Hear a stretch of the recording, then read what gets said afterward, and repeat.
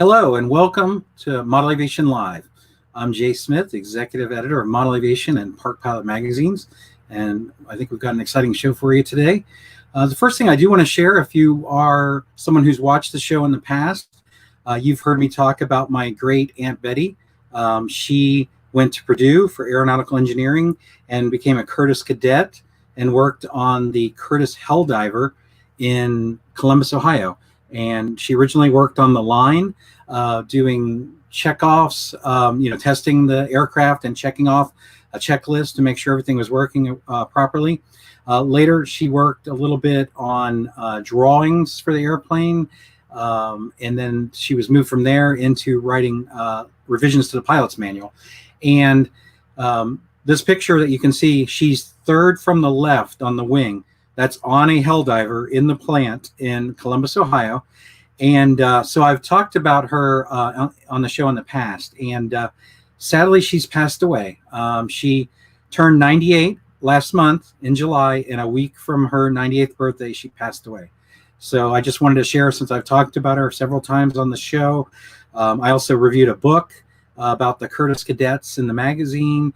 And even a few of you have even sent her things, like a model of a Helldiver, an art print of a Helldiver, and a piece of a carrier deck from which the Helldiver flew. So I really appreciate everybody who asked about her and people that sent things to her and, thanked her for her service.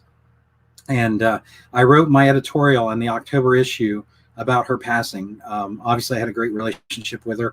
And so I just want to let everyone know that I appreciate all that. And sadly, her funeral was just 2 days ago. She passed on the 26th of July. Now, on a happier subject, there is a lot of people that are involved in our hobby who, obviously have all different types of jobs. Maybe they are a musician, or maybe they are a pilot, or maybe they're an astronaut, or anything really. I mean, that's what's so great, is our hobby touches people from all walks of life. But I have something exciting that I want to share with you all, and that is that we have a member who's been flying model airplanes for 50 years this year. He started flying in 1971, and he is a rock star, and that's a picture of him, and his name is Tom Schultz, and he is the guitar player and keyboard player for Boston. So like me, if you grew up listening to Boston, More Than a Feeling, Amanda, Cool the Engines, this gentleman is the person that started Boston. He actually wrote the first album himself. He played bass on the first album, guitar on the first album, and piano keyboard on the first album. The first album was released in 1976 and sold 17 million copies. So I'm excited to tell you that he reached out and wanted to share his story with me, being an aero modeler for 50 years. So I had a conversation with him just 2 weeks ago and talked to him a lot about his aero modeling. And so this picture, he sent me this picture. So this is Tom Schultz with his model airplane out at one of the flying sites that he flies at. And so yes, More Than a Feeling is probably one of the, James mentioned More Than a Feeling. That is probably one of the most popular Boston songs. I don't want to give away too much, but just a little quick story. So he's an MIT graduate, and he worked for Polaroid before he started Boston. And he actually worked on the album for Boston while he worked at Polaroid, and he set up a studio in his basement of his home, and that's where he recorded the first album, in his basement, not in a recording studio. And when he started hearing Boston music on the radio, and people were asking more and more about the band, he realized that it was time to leave Polaroid and, obviously do the rock and roll lifestyle and tour and make music and whatnot. So we had a great conversation about his modeling career. We talked a little bit about his music career. And I also want to share with you, if you don't know, when I was on AMA Air live at the MultiGP event, I mentioned that the person I talked to had invented the Rockman. So Tom Schultz invented the Rockman, which was a Walkman-sized headphone amplifier that you could plug your guitar into, and play through headphones, and it was called the Rockman. And I have some experience with the Rockman in the 80s, and that's when he released it. So it was his company. He designed it, and he said that the biggest moment for him is when he got 2 warranty cards back from Jeff Beck, and he found out that Jeff Beck was playing through the Rockman that he designed. Def Leppard's Hysteria album was recorded through a Rockman. It's this little headphone amplifier. They recorded all the guitars for Hysteria through that, and Boston has used that and other electronics that he has made. There's a comment, Scott made a comment, Alice Cooper, guitar player, flies RC. It's actually the bass player. His name's Chuck Garrick. Chuck Garrick has been an I Am the AMA on the back page of the magazine.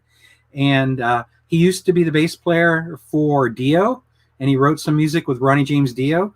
And then he went, and now he plays for Alice Cooper and still plays for Alice Cooper. He also has his own band where he's a guitar player, and that's called Beast of Blanco. And so he is a guitar player too, but for Alice Cooper, he's the bass player, and he's been with Alice for several years. Okay, another thing I want to talk about is that, as you know, we've had some Nats here. Some of the Nats has happened here on site, and we took a break because we thought we were having two world competitions, and one got canceled and one got postponed because of COVID, and people were not able to travel outside of the country. So we did have a break, and starting tomorrow, the Nats starts again with soaring. And so if you're not able to make it, if you're not coming to the Soaring Nats, if you're not able to make it to the Soaring Nats, keep in mind that you can follow along with Nats News, which we will be posting at modelaircraft.org/Nats, and, pictures, and there's been pictures on our Flickr page. So if you want to keep in the loop on what's going on here at AMA during the Nats, you can go back and look at what previous competitions have happened, like Control Line and whatnot, and Free Flight. And then now going forward, we're going to have Soaring. So I understand that some people are already here, but Soaring doesn't officially start until tomorrow. So take a look at Nats News. And then the November issue of Model Aviation is always the issue that we cover the Nats. I have to tell you, this delay is causing us a little bit of an issue, because normally we would be working on that right now, getting the article laid out, but we can't finish it yet because Soaring is just taking place. So we will make it a point to get that wrapped up and get that in the November issue. So you can look at Nats News now and see what's going on with the Nats. And then for the November issue, which will be out in October 15th for digital, and the end of October for print. So definitely take a look at that. So you may be aware that the original plan today was to have 2 guests, and we were going to talk about the fighter face-off. We were going to have Derek Micko and Paul Kohlmann with us. Unfortunately, Paul had to travel due to work. So he found out after he had committed to being on the show today that he had to travel for work and would not be able to be on the show. So Derek Micko is still going to join us and talk about the fighter face-off and about building. So I'd like to welcome Derek to the show. Hi, Derek. Hey, Jim. How you doing? Good. I'm great. How are you? Very well. Thank you for having me on. Well, we're excited to talk to you because obviously we're doing the second fighter face-off right now. And the first part of the second version is, which we're calling the Park Flyer edition, was in the September issue. And that's out for readers who get digital. And then for print readers, they'll be getting it just in a few days. So before we focus on the second version, let's talk a little bit about you, Derek. I mean, how did you get started in aero modeling, and how did you get started in building, and what was your first build project? Well, I actually have been around radio control aircraft before I was even born. So my dad was a modeler and a builder for many years, and still is. So I kind of grew up under his tutelage of teaching me how to build, because back then ARFs really weren't as popular or as available as they are now. So you had to build everything back then. So I think my first trainer that I started out was an old Goldberg Eaglet 50, and flew that thing till the wings flew off of it, and then transitioned to a top flight freshman trainer and flew that for a long, long time. And of course, everything back then was IC or some gas was out, but very, very little electric. But back in college, I made sort of the transition to electric, and I've been flying that pretty much ever since. Well, it's interesting because the first airplane I ever built was a Carl Goldberg Eagle 2. So, Oh yeah. yeah, with my father. And I shared the story once before on this show, but we went to the movies and our dog used the fuselage like a chew toy. So we came home and the fuselage was chewed up. And my dad was actually more upset about it than I was, but that's probably because he was the one that bought another kit. And for me, it actually was a good experience because then I built the second fuselage better than the first because, I picked up some skills and learned a bit about building along the way. So, in hindsight, maybe it was good for me, but obviously him having to buy the kit twice, he wasn't too thrilled about. So, but okay, so you obviously got a bit into building, and then now you're designing aircraft. So how did that come about? Where did you start with designing and building your own stuff? Well, I would say maybe the last 15 years I've been designing in CAD programs. Prior to that, growing up, I did the old ruler, pencil, and 90-degree angle, and would hand draw everything. I was looking through some old stuff, and I found probably one of my first sets of airplane plans hand drawn. And it was for, oddly enough, a P-38. And about the time that had happened, there was a model that was out there where someone took an RC Cola 2-liter bottle and converted that into a radio control airplane. And I thought, well, if you had two of those, maybe you could use those as the booms for the P-38. So never built it, probably wasn't buildable, but that was sort of my initial design that recognized a real airplane. And how did you connect with Paul Kohlmann? Was that on RC groups, or how did you all become friends? And yeah, so we were started just chatting on RC groups over the years and got to know each other that way, and started kind of talking about how it'd be fun to do a joint project and eventually get together and fly together. And we both are kind of enjoy designing and building and flying aircraft that maybe aren't the mainstream. Of course, Mustangs, Thunderbolts, Spitfires are all great aircraft, but it's sometimes neat to have something that maybe most people hadn't even heard of. So we sort of kind of gelled together on that idea of designing a model and having the two that had actually saw each other in combat. And that's where Fighter Face-Off sort of stemmed from. Well, I don't know if you know the story, and I'm not sure I've ever shared it here on the show about how I was connected with Paul Kohlmann, but it's interesting. I wanted a Grumman Goose. I wanted to do a construction article on a Grumman Goose, and we didn't have one in our plan service. And so I started looking for someone that could do an article on a Grumman Goose. And I reached out to a friend of mine in Florida named Glenn Lewis, who I used to fly with before I moved here, and he scratch builds everything. And I was talking to him about possibly doing the Grumman Goose. And he's like, well, I'm busy with work. I don't know. I want to take that on. But he's like, I have a friend I met through RC groups named Paul Kohlmann, and he might be interested in doing the Grumman Goose. So I reach out to Paul, and Paul agrees to do it. And we do the article, and it is literally the best-selling plan we've ever had in our plan service ever. Since, ever. It's the best-selling plan. So that's how I got connected with Paul Kohlmann. And I just felt like, the Grumman Goose is such a cool airplane, and we needed more, airplanes that take off and land on the water. I never envisioned that it would end up being our best-selling plan. So that's how I initially connected with Paul. And then we've worked with him on several projects. And then when the first Fighter Face-Off came about, obviously we worked with you on that. So let's talk a little before we get to the Park Flyer edition, the current Fighter Face-Off. Tell me a little bit. You mentioned about opposing aircraft, but for those that don't know, what aircraft were selected for the original Fighter Face-Off, and tell, at least from your perspective, how did you choose your airplane? Sure. So the first Fighter Face-Off was the Curtiss Hawk. I think it was P-36 is the nomenclature on it, and that's the one that Paul did. It's basically the radio version of the P-40. And I decided to do the I-16 Rada made by Polikarpov. It was a Russian fighter plane that one historian referred to it as a Rodney Dangerfield of aircraft, and that doesn't get any respect because it was actually quite advanced for its time period. Polikarpov was really looking for speed, so he used some streamlined cowling, even though it was a radial engine as well. It had retracts. At one point in time, it had an enclosed cockpit. So there was all sorts of really interesting things happening with the airplane. And so I had done many years prior, a small park flyer I-16, and it was a great flying airplane. If you look at it, there's not much for moments, and a lot of people would say, oh, it's got to be a balancing nightmare, but it really turned out not to be the case. And so I was so happy with the smaller one, I was able to convince Paul to try and find something to oppose it in our 60-inch versions that we ended up doing.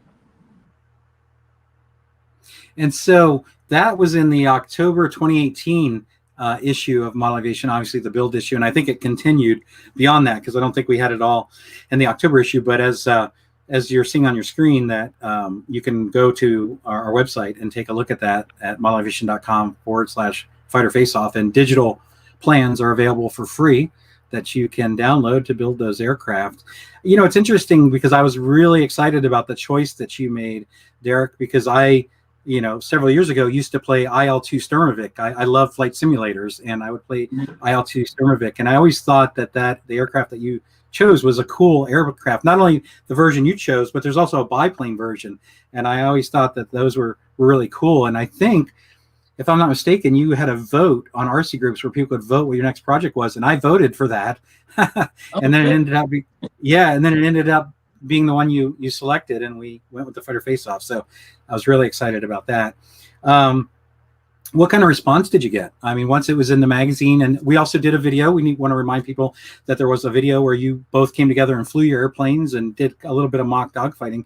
So how was that experience for you, and what kind of feedback did you get from builders and readers? It was a great experience. Went out and visited Paul out at the clubs that he flies at. Really neat. There's a lot of wine country out there, so there's really neat background shots for some of the planes. So if you watch the video, you can see that. We flew at a couple of different sites, and so got some great flying on that weekend. And I think the response has been great. There's a couple of guys that have reached out to me directly that are building either from the plans or the short kit, which is from Monzano Laser Works. And one fellow, I believe, is in Spain. He's doing his up in the Spanish library. So that's kind of neat, where you can see that something that you worked on, someone else is doing in a completely different country and having a lot of fun doing it. So that's a very rewarding part of it. Yeah, absolutely. I sometimes ask companies, like maybe it's Mountain Models or Stevens Aero Model or Retro RC or, any number of companies. And I'll say to them, what's it like to see on the internet or see a video or even go to a flying event or go to your club field and see one of your airplanes. I mean, it must be quite a feeling to see people enjoying something that you helped bring to life, that you designed in a model aircraft form for them to enjoy.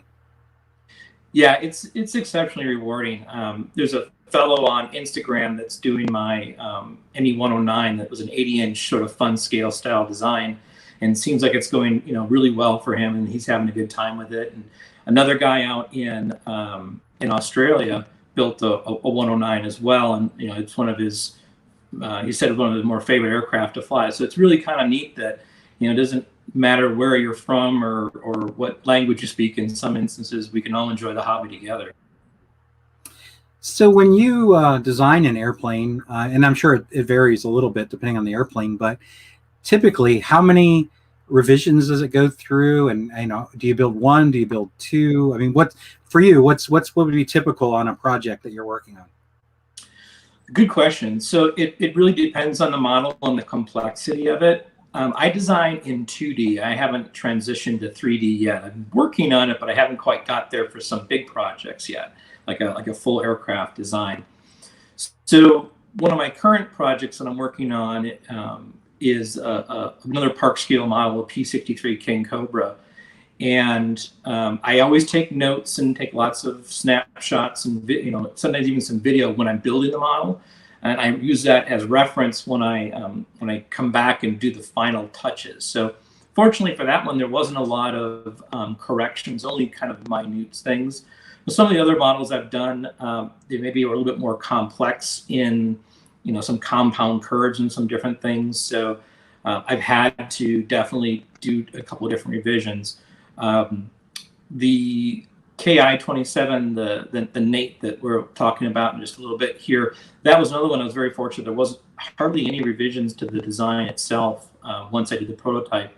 But I've had some airplanes where I've needed to frame up another wing or another fuselage because I want to make sure as best as I can that if I am going to publish a design, someone isn't going to have to do a whole lot of re-engineering on their own due to maybe a miss on my part. But some of the stuff that I've done, like the Dornier 335, which is also available as a free download on the site there, that has almost 400 different parts in itself, and so I've had to be sort of creative in how I keep track of all that stuff and make sure that is the part, just because I've drawn it on the overall plans, is it showing up in other areas like I needed to. So it can get quite a bit of looking at it, and I'm also kind of old school. I need to print stuff out and look at it as much as I stare at it on the screen. There may be a misspelling or a line that I missed or something like that, so I actually print it out, get out my pencil and circle stuff like, that's not right. I got to go back into the electronic file and update it. So, I was mentioning Glenn Lewis was the person that connected me to Paul Kohlmann, and Glenn, he had it was either a painting or an art print in his house, and his goal was he was going to design every airplane on that art print. And so that's kind of what he did, one after another until he made every aircraft that was on there. There was about 6 airplanes on there, and he decided he was going to do all of them. For you, where did your inspiration come from? How do you decide on your projects? It comes from a lot of different areas. So for me, the airplane, I don't do exact scale. I call it fun scale or sports scale. But I wanted to give the essence of the full-size model. One of the things for me was when I did the Bearcat is if I was going to do a Bearcat, it's got to have that prominent big 4-blade propeller. And I never really thought I could do that until there was an ARF that came out that had a nice big 4-blade on it. So I actually designed the Bearcat around that power system and that prop. And I think it makes all the difference when you're seeing it on the hard stand or even in the air, and you've got a good camera and you can stop the 4 blades as they're spinning. So that's kind of one area for me. Other is just, have I always had a strong affiliation for or desire to do an airplane? Now, the list is a mile long. I could probably live to be 1,000 and never run out of projects. But really, some stuff that I think is unique. And it also sort of depends on where the popularity is in the modeling world. It's funny. I've had some stuff on the design list, and I'll see 3 or 4 models come out. I'm like, well, maybe I'll hold off on that one and work on another project, and then come back at it at another point in time. Because not that I'm looking to sell a ton of these, but you do want to have if the interest is oversaturated, you want to try and have something that'll catch the eye out at the field. So do you have a favorite design to date that you've made? Favorite design to date, I would probably say would be the I-16, the RADA, just because there was some fun technical challenges with it. The retracts in itself were unique on the full-size one, but I think for simplicity's sake on the model, I found a nice solution with that. And that's one of the things that I look for models as well as, when I design something, can I find an appropriate spinner, or are there retracts in that size that do what I need to do? I always joke that, full-scale designers, they don't take us modelers in consideration when they're making their aircraft. So we kind of have to work backwards sometimes.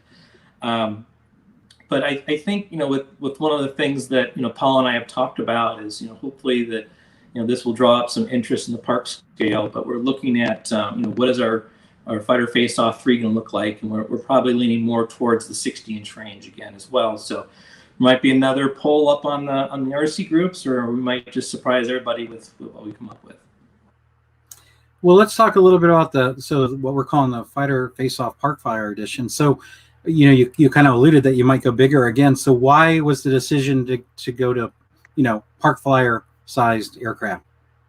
A couple of different things. I think part of it was, timing when I had to work on another project. I live out in Phoenix, and our build season is kind of the exact opposite of the Midwest where I'm from, where winter was building and summer was flying. Well, here it gets to be too hot to be out in the garage in the summertime. So winter tends to be our flying season and our building season. So we, when I decided to design this, I was sort of just kind of playing around with some smaller aircraft, just for fun, and that I can maybe take out to my local park. And what's nice about these smaller ones, you just toss them in your vehicle. You don't have to worry about connecting all the electronics and the wing, and if you got a biplane, you got to attach all the struts and stuff like that. These are just sort of plug in your receiver battery or your flight pack and toss it and you're ready to go. So that's nice.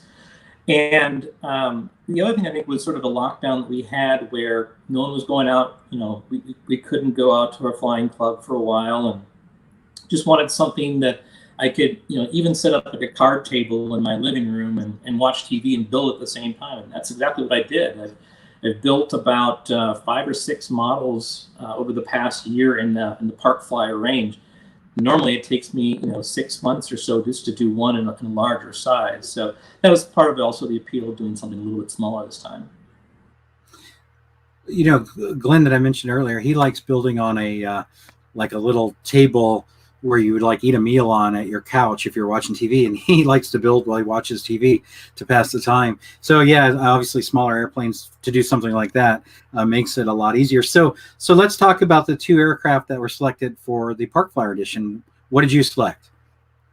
So Paul chose the Brewster Buffalo, which is an interesting aircraft in that in the U.S. Service, as well as the British service, it didn't do well at all. But Finland had great success with it in the export version.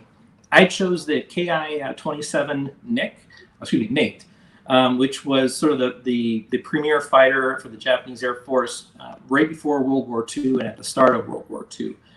Exceptionally maneuverable, which is typical for Japanese aircraft, but lightly armored and had light armament on it as well.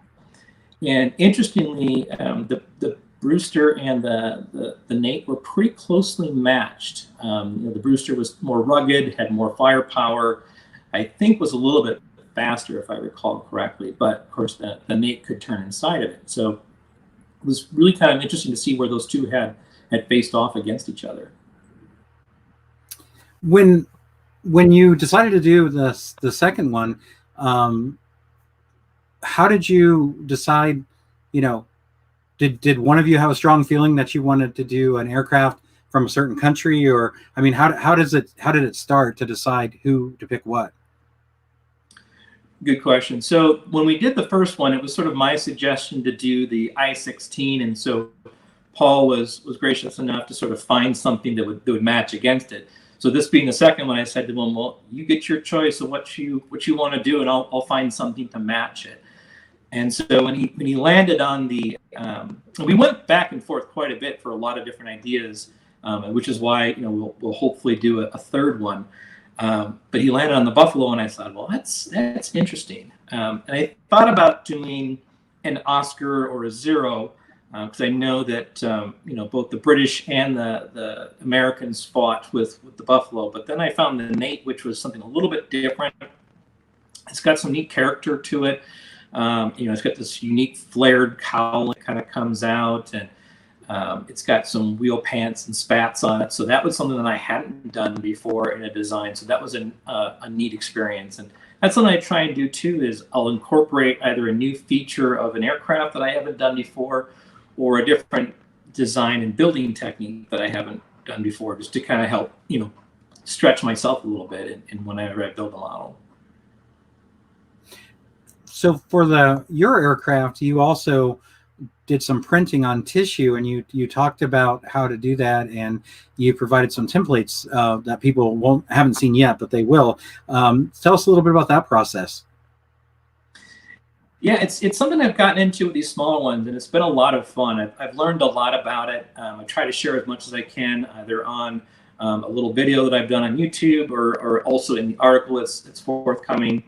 And it's something that I know it's not new. I've seen it in magazines before and online, and the free flight modelers tend to use it a lot more than radio control pilots have, at least from what I've seen.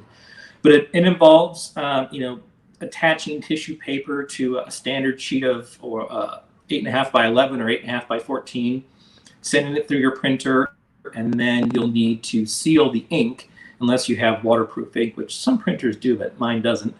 And then it's applying it. And what's really neat about it is, for that nostalgic free flight or classic look, you can see some of the structure underneath.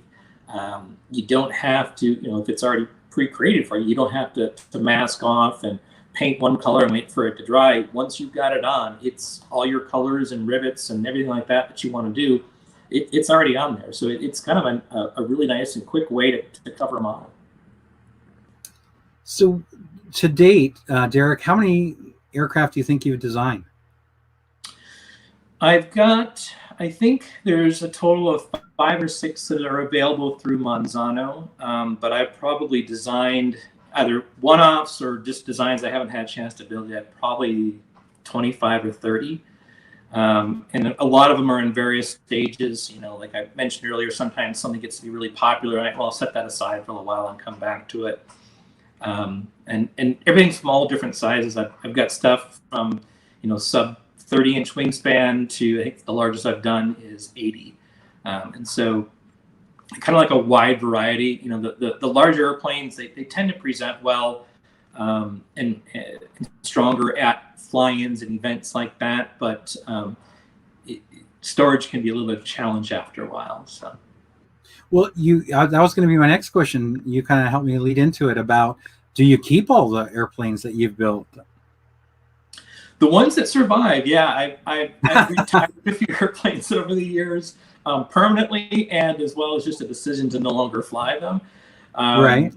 I had one of my designs, a Hurricane.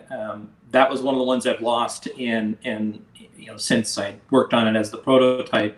But I also have a storage area that would be an interesting find if I get delinquent on my payments to them. Whoever the Storage Wars opens it up, they'd see an entire hangar full of models in there. So.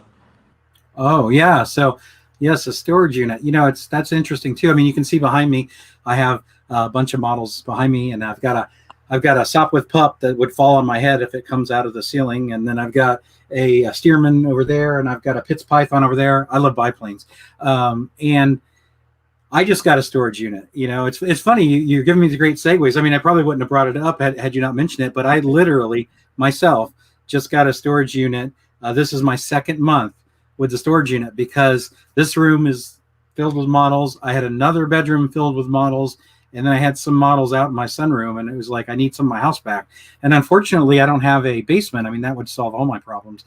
So I rented a 10 by 20 storage unit. And I actually had the first time that I needed something, when I was working on a model, and I realized, oh no, it's not here, it's in storage, and that's kind of a pain. So, how, if you don't mind me asking, how long have you utilized storage to keep your models? Oh boy, probably almost 2 years now. Part of it had to do when, for a short time, I was in a smaller home and I didn't have the storage. But even now, where I'm at, it's just bigger. I don't have all the space, but even talking about being in your office, I've got Dynam ME262 on this wall. I've got the I-16 on this wall. I've got up my left shoulder here is the Dornier 335. I've got an ME110 up above the 190, which is right behind me, and of course some of my other smaller ones that I've been working on. So yeah, it's pretty full. And then I've got a few in my garage, but it gets so hot in there, I don't want to keep too many out there. So I don't have that as an option, at least during the summer season. Yeah, the storage I rented is climate controlled, just to be on the safe side. Mm-hmm. Actually, it was an old grocery store here in Muncie in Indiana. We had Marsh, and many of the grocery stores closed, and so storage company came in and bought all the grocery stores and turned them into indoor storage. So that's where mine's at. Is it literally in a grocery store, or what formerly was a grocery store? Do you do climate controlled with yours as well? Yeah. With us out here, we had a really warm summer where over 112. We had that, I think, for 30 days. And so if it's in a big metal building and no climate control, stuff is going to get cooked. Even I think I'm not sure what that would do to electronics, just sitting there, but I didn't want to chance that. So. Right. Yeah. Well, I think it's definitely helped me. And I don't know if you know, some people that watch the show previously know, I actually have an arcade in my house. We're talking like Pac-Man and Oh, Tron and yep. pinball. So I have a family room that's entirely an arcade with at least a dozen machines, between pinball and arcade machines and Galaga and, all that. So, yeah, it was really, space was becoming an issue, but it's like for me, it's hard sometimes to get rid of them because I like flying jets. I like flying scale. I like flying sailplanes. I love World War One, and I have planes for all the things that I like, and it's almost hard, and not everything I have I've built. I mean, some of these are kits, and some of these are ARFs, but that's why I was curious. Especially if you're designing and building them. I used to talk to a gentleman who used to do reviews on RC groups. His name is Mike, and he told me he's kept every airplane he ever reviewed, and he had this big pole barn with like 120 airplanes in it. And so I'm always curious, and we've talked before about maybe showcasing people's shops or where they store their airplanes, or like this, if they do racks. We've talked a little bit about maybe doing a feature article in the magazine, or maybe doing some videos and allowing people to show off, either where they build or where they store, or if they build and store.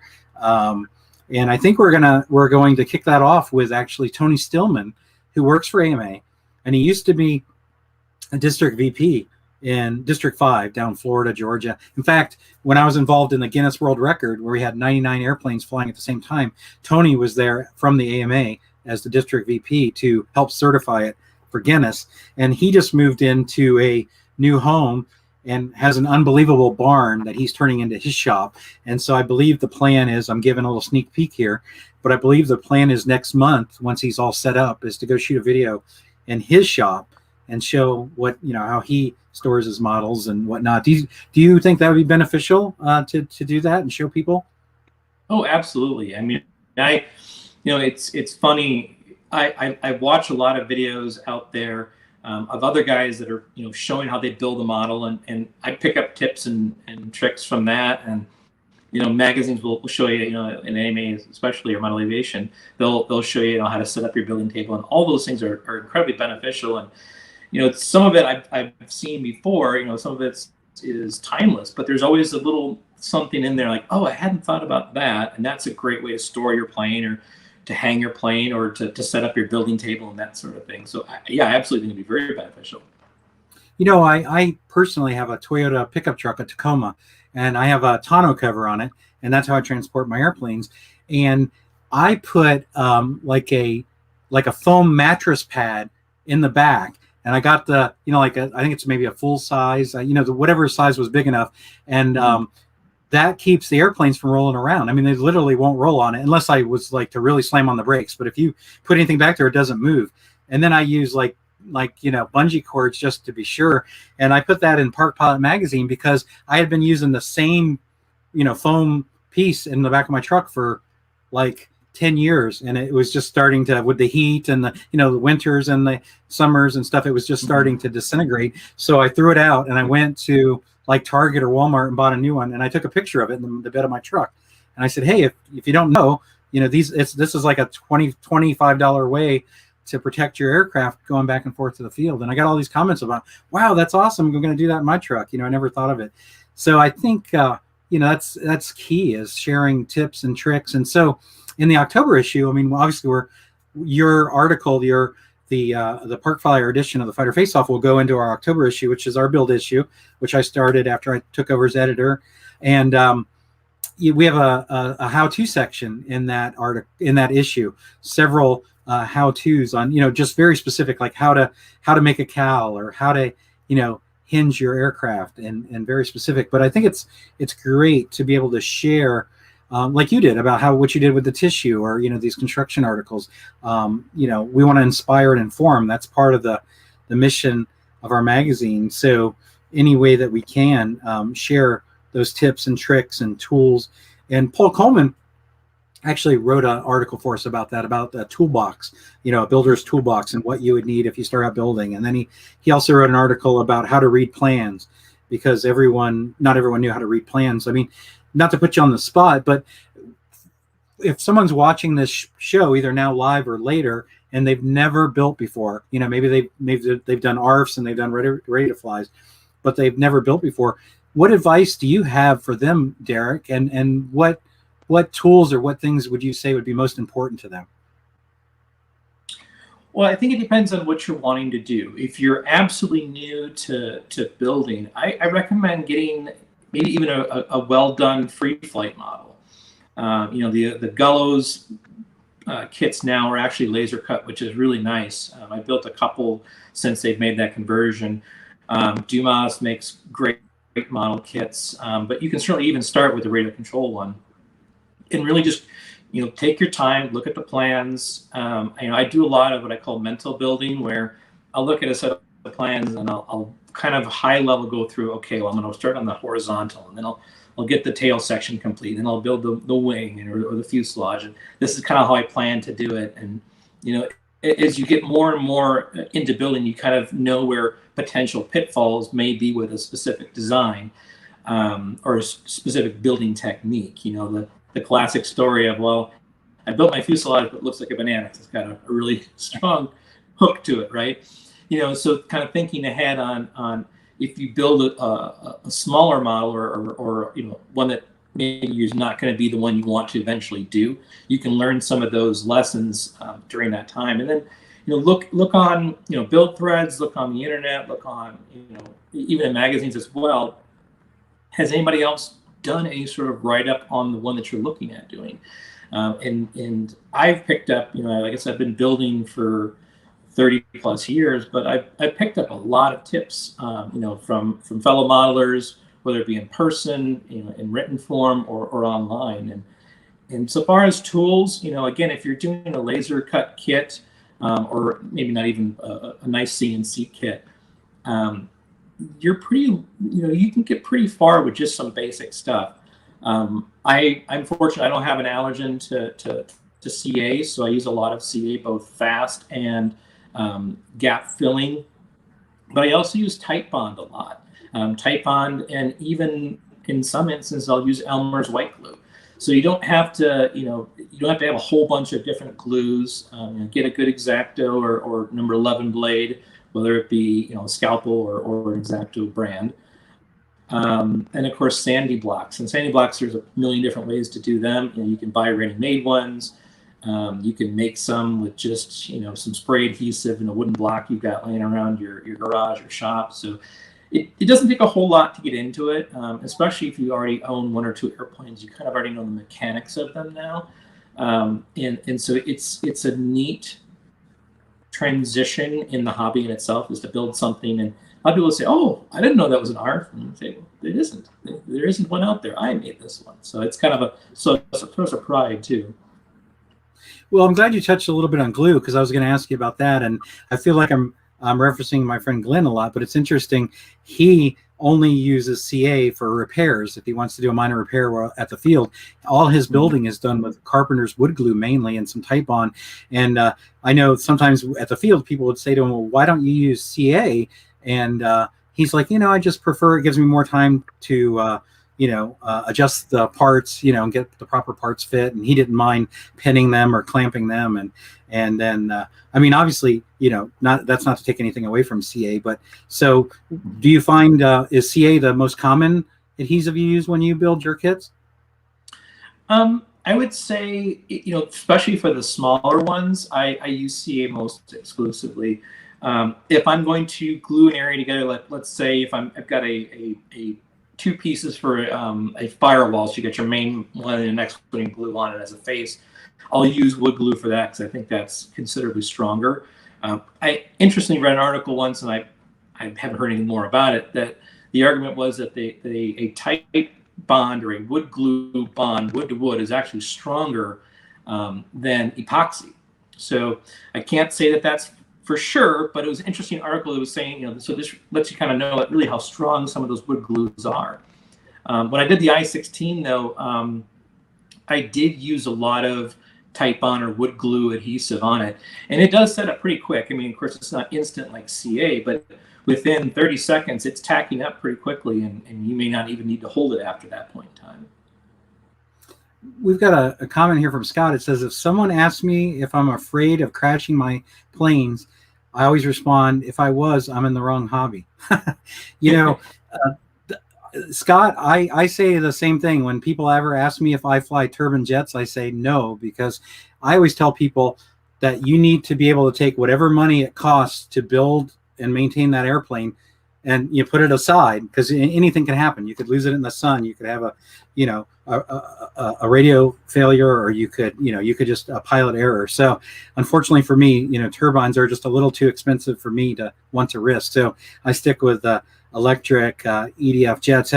When you build your aircraft, Derek, things that you've designed, and you put that first flight on them, are you nervous? Oh yeah.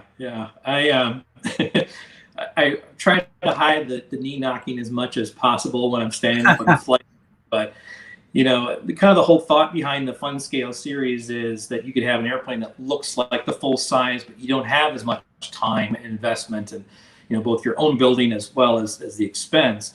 But whenever I have a new design and I'm first starting to fly it, there's definitely butterflies, and usually I know ahead of time kind of what the airplane's going to do, but there's always that unknown factor. Maybe I inadvertently built a warp into a wing, or the thrust line's not where I want it to be. All that stuff does happen, even if I have checked it a couple of times. But yeah, there's always a bit of nerves. And I also would find it interesting. So when you design an airplane, how do you decide on the power system? Do you use something like MotoCalc? Do you go off past experience? Do you look at similar aircraft and what they use? How do you determine your power system? A little bit of all of that. I don't have a MotoCalc program. I probably should. But what I'll typically do is look at what I kind of estimate the airplane to weigh and its overall size, and then look for other models in that range to see what they recommend. And then I think over time I've kind of figured out what I think I'll need. But I like to use the motor specifications and around the sort of prop that I want to spin. So a lot of times I'll spin, like I said, for the Bearcat, I'll spin a 4-bladed prop, even though it's not nearly as efficient as, say, a 2-bladed for our type of setup. But the cool factor, or the authenticity factor of having the 3 or the 4 blade. And so I'll do some general calculations on that. And I like to have anywhere between 130 to 150 plus watts per pound when I set up a power system. And the reason being is, most of my airplanes, I try and design them so you fly them on the wing. They're not just being hauled around by the prop. But there's times where you get yourself into a bad situation, and that extra power to be able to pull it out of a bad spot, that's where I like to have that little margin of safety so far as power is concerned.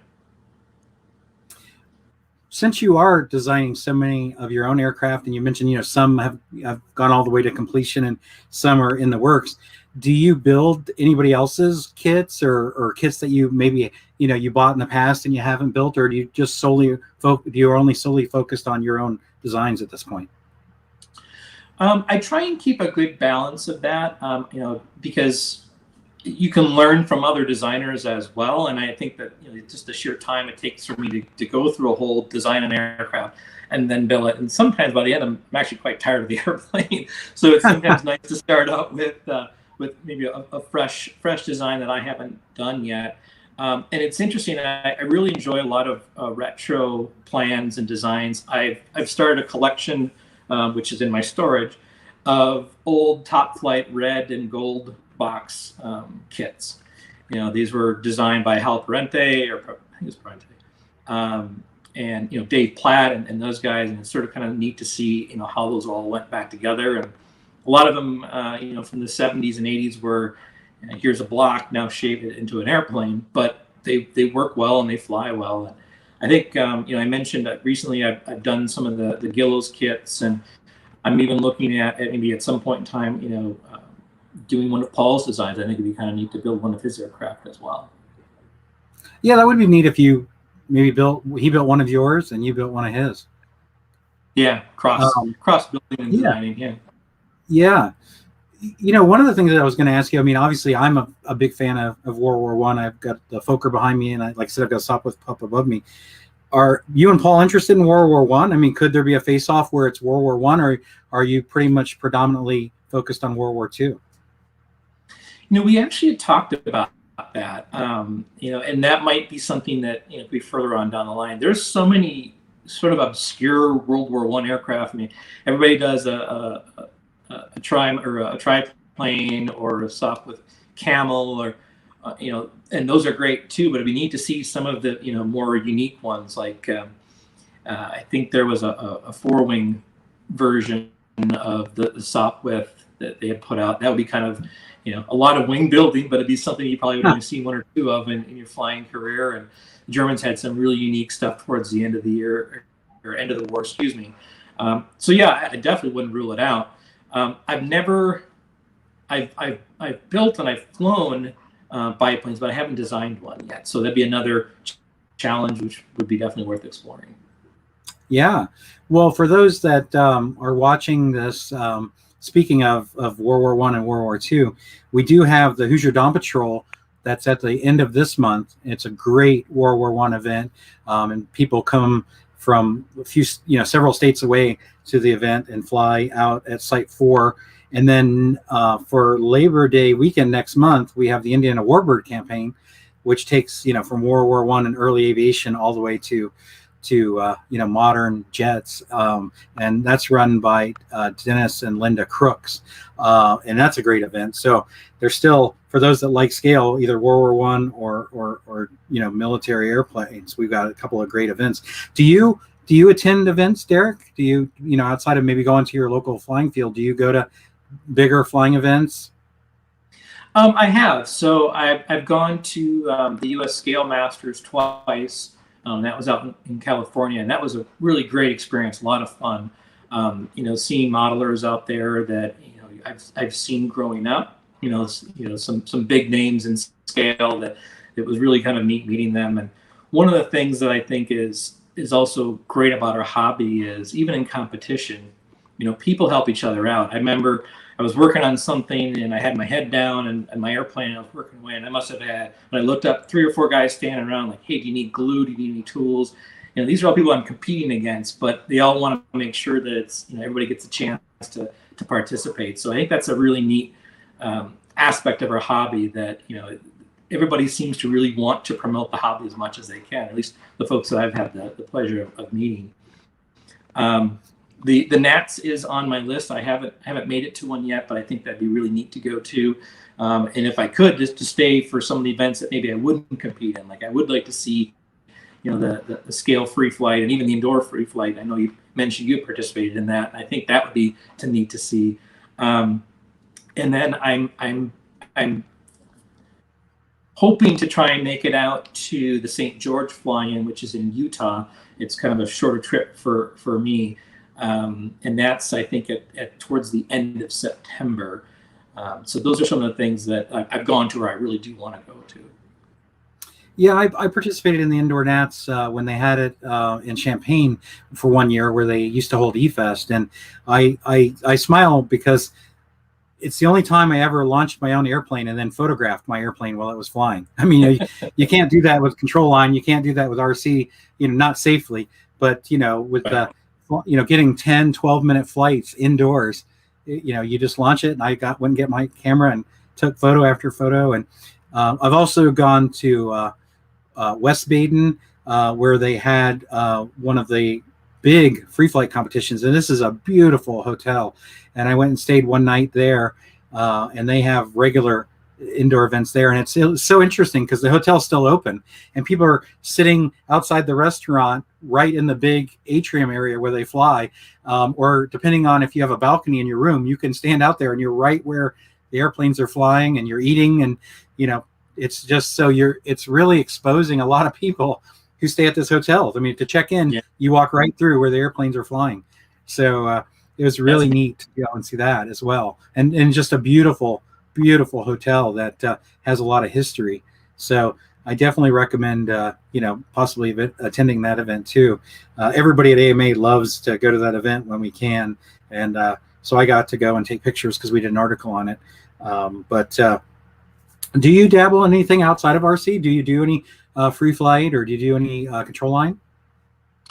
I can't remember if I ever got a successful control line flight. The very first airplane I ever got, which I was way too young at the time, was the old Cox PT-19, the yellow and blue one. And I don't know if it ever made a circuit or not, or if I ever got the engine running. But I haven't done a lot in control line. Free flight's something I think I would like to try and get into.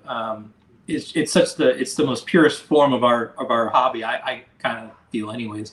I like to be able to pull the airplane out of a dive if it's going into the ground, but that's part of the game with free flight, is getting it trimmed correctly and letting the airplane do all the work. And I think that's a very amazing and impressive skill set. So I watch a lot of videos and of guys that do incredible designs and builds, and what they can do in a model that weighs 53 or 55 grams. It just weighs next to nothing, but has all this detail and flies, for the size, very scalish. So, well, I learned to fly control line on a Cox PT-19, and I think a lot of us did.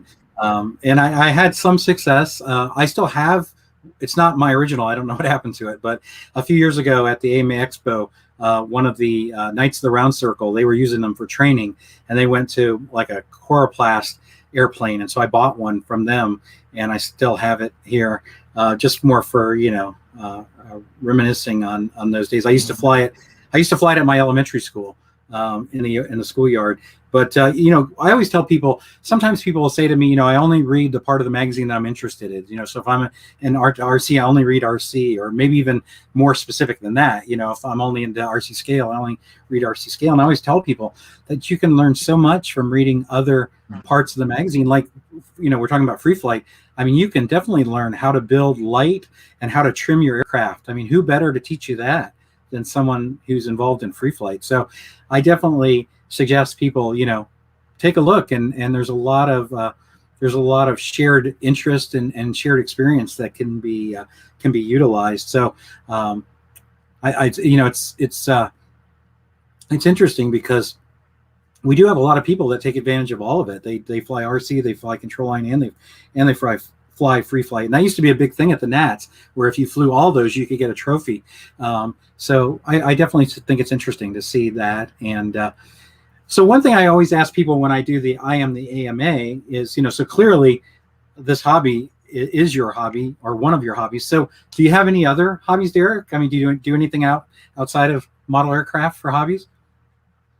I would say that probably, aviation of all sorts is really my passion. So it does take up most of my free time when I'm not doing, other family obligations and stuff like that. Trying to stay active and healthy and that sort of thing. But that's kind of sadly, it's a one-trick pony type of fella here with just the hobby itself. Well, we spend a lot of time on it for sure.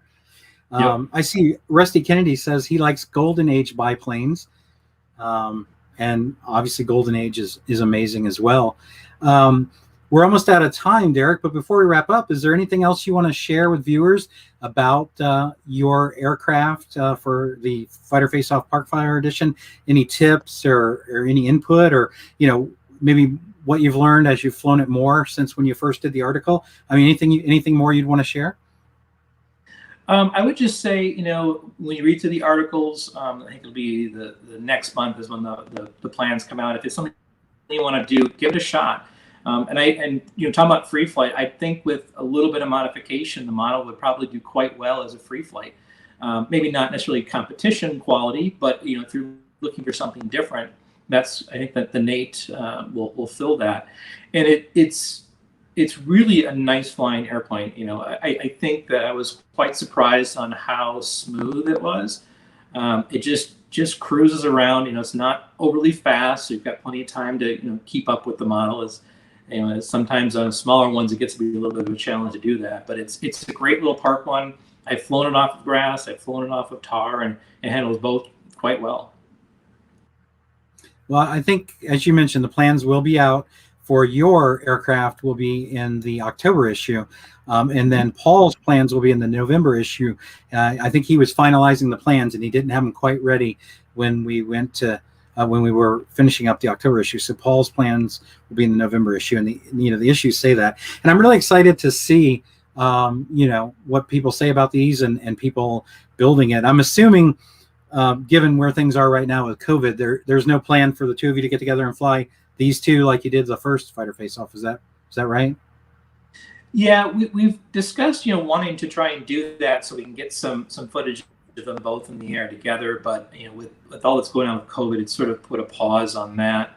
It might end up being that if we get far enough along and end up doing a fighter face-off 3, then we have to bring both sets of 2 and 3 and get it all shot at the same time. But if we do, we'll absolutely share it with you guys.